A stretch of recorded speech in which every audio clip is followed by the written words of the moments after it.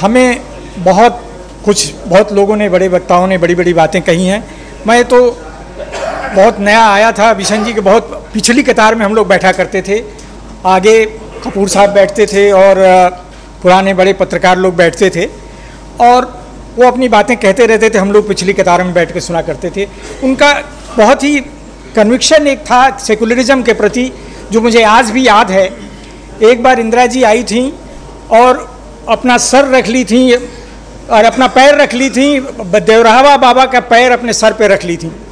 उसके बारे में कपूर साहब जैसी लेखनी उनकी तेज थी, वैसे ही उनकी इमोशन और जबान भी तेज थी।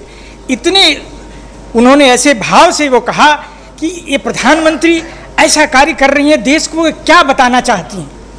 तो उनमें ये जो तेज़ी थी, उनके कलम में भी उतनी ही तेज़ी थी, उनके जबान, उनके भाव में थी। मैं इन्हीं शब्दों के साथ उनको श्रद्धांजलि अर्पित करता हूं और लोगों को नमस्कार।